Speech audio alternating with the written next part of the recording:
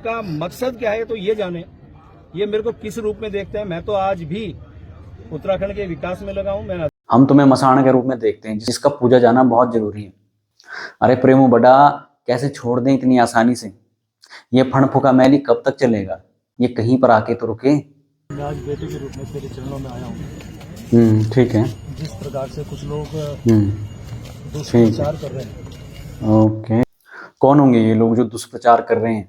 और दुष्प्रचार करना किसको कहते हैं? चुनाव से पहले और चुनाव के बाद गालियां दो, सदन के अंदर गालियां दो, सरेआम एक साधारण पहाड़ी आदमी को सड़क पर पीट दो, और जब वही पहाड़ी समाज संगठित होकर सड़कों पर अपने हक की लड़ाई के लिए उठे तो उसे दुष्प्रचार कह दो। तुम में और मुलायम सिंह में कोई ज्यादा अंतर नहीं है। ठीक है, और जो लोग ठीक है, ठीक है, ठीक है, बहुत बढ़िया। फेंको फेंको फेंको और दूर दूर तक फेंको। और फेंकी फेंकी और दूर। मुझे निशाना बनाते हुए विकास को बाधित करने का काम कर रहे ठीक है, हैं, या अपना स्वार्थ के लिए ठीक दुष्प्रचार कर रहे हैं। ओके। और कौन है वो लोग जिनके निहित स्वार्थ छुपे हैं?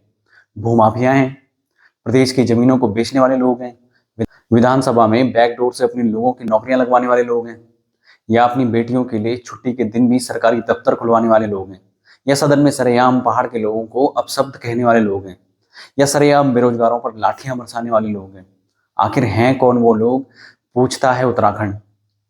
पूछता है उत्तराखंड कि कौन है वो लोग जो आपके विकास कार्यों में रोड़ा अटका रहे हैं, और ऐसे कौन से विकास कार्य हैं जो करवाए नहीं जा रहे आपसे?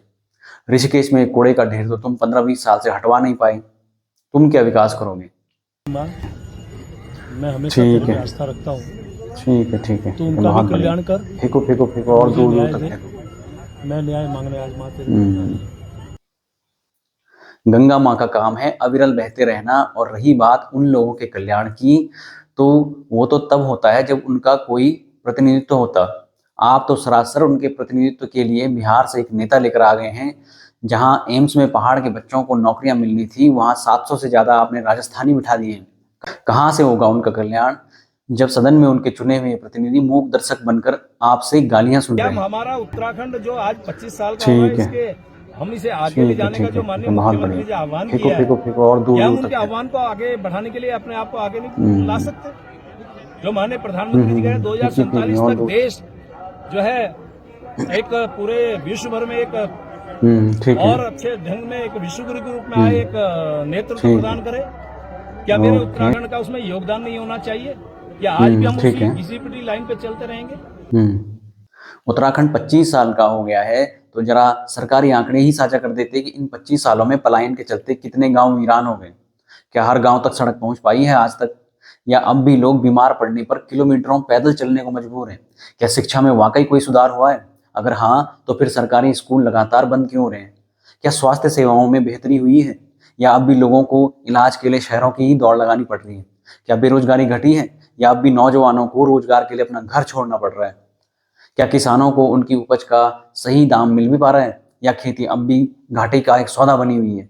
पूछता है उत्तराखंड कि 25 साल में बदलाव कितना आया और कितने सपने अब भी अधूरे हैं। मैं फिर आह्वान कर रहा हूं आपके माध्यम से, माँ के चरणों के सामने गंगा पावन माँ के सामने मैं फिर कह रहा हूँ, आइए, छोड़ो कल की बातें, कल की बात पुरानी, मैं तो भूलने को तैयार हूं। अरे प्रेमू बड़ा, कैसे छोड़ दें इतनी आसानी से? तुम भी तो हमें गालियां देना नहीं छोड़ पाते। तुम भी तो गाहे बगाहे अपने नफरती तीर चलाने से बाज नहीं आते। ये फण फूका मैली कब तक चलेगा? ये कहीं पर आके तो रुके। तो भूलने को तैयार हूँ, लेकिन छोड़ो दुर्भावना, छोड़ो सद्भावना पे आओ। तुम तो भूलोगी, तुम्हारी माँ बहनों को थोड़े ना किसी ने गालियां दी हैं। तुम्हारे सिर पर थोड़े ना किसी ने एक 5वीं पास मेयर बैठा रखा है जिसे ठीक से ना हिंदी लिखनी आती है और ना ही पढ़नी आती है। और तुम ये पहले दुर्भावना की परिभाषा रटकर आ जाओ। और हाँ, वो सर्वे संतु भजंतु नहीं होती। दुर्भावना किसके दिल में है ये तो साफ साफ दिख ही रहा है। गालियां कौन दे रहा है और कौन दिलवा रहा है ये भी साफ साफ दिख रहा है। अगर हमारे मन में सद्भावना नहीं होती तो क्या हमारे लोग तुम्हें 4-5 बार वोट देकर जितवाते? मोदी जी के नाम पर तुम्हें जिताते? दुर्भावना तुम में है, तुम्हारे समर्थकों में भरी हुई है, तभी तो तुम सरेआम गालियां बक रहे हो। इस प्रकार से जो हालात बनाने का प्रयास यहाँ किया जा रहा है, मैं कह रहा हूँ, आपसे भी प्रार्थना कर रहा हूँ, एक एक भाई से, कि समाज में आप भी रहते हैं। और कौन बना रहा है ये हालात? क्या कह रहे थे तुम ऋषिकेश के चुनाव में अपने समर्थकों से, जिसका ऑडियो वायरल हो रहा था? हमें लड़ना है, भिड़ना है, बदतमीजी करनी है, डरना नहीं है किसी से, मैं सब देख लूंगा, हमारे पास सबका इलाज है। तो हमारे पास भी तुम्हारा इलाज है और 2027 के लिए हमने रखा हुआ है। उत्तराखंड आंदोलन रहा हो, मैं अभी एक उत्तराखंड आंदोलन की बात आई, जरा मैं उनसे सिर्फ ये फोटो दिखाने के लिए आपके माध्यम से कि आप देखिए कि ये मैं नीचे लेटा हूँ और कितने पुलिस वाले मुझे पीट रहे हैं। ठीक है, क्या ये ऐसा एक भी कोई व्यक्ति उनके पास है? ओके, तुम क्योंकि एक फोटो दिखा रहे हो जिसमें सब कुछ धुंधला है और उसे राज्य आंदोलन की लड़ाई बता रहे हो, तो मैं भी एक फोटो साझा कर देता हूँ, और वो फोटो भी तुम्हारी ही है, जिसमें तुम एक साधारण से पहाड़ी आदमी को अपने गनर से पिटवा रहे थे और फिर खुद भी पीट रहे थे। जो लोग सच में राज्य के लिए लड़े, वो कभी भी अपने लोगों के साथ तानाशाह जैसा व्यवहार नहीं करते। वो अपने लोगों को कभी भरे सदन में गालियां नहीं देते और ना ही बाहर से लोगों को लाकर अपने ही लोगों को गालियां दिलवाने का काम करते हैं। वैसे तुम्हारा चेहरा तो बड़ा साफ साफ दिख रहा है फोटो में, तब भी उस HD कैमरे होते थे क्या उस टाइम पे? मकसद क्या है तो ये जाने, ये मेरे को किस रूप में देखते हैं। मैं तो आज भी उत्तराखंड के विकास में लगा हूँ। हम तुम्हें मसाण के रूप में देखते हैं, जिसका पूजा जाना बहुत जरूरी है। अध्यक्ष विधानसभा के रूप में, चाहे गैरसैंण का विषय हो, चाहे मेरे उत्तराखंड विधानसभा का विषय हो। गैरसैंण जाने में तो तुम लोगों को बहुत ठंड लग जाती है, गैरसैंण तो तुम्हारे लिए घरों का सैन बन चुका है। उत्तराखंड के एक एक व्यक्ति का सेवा करने का विषय हो, आज भी और तब भी, जब मैं विधायक था तब भी, और जब मैं विधायक था तब भी बहुत बढ़िया, मैंने सेवा की है।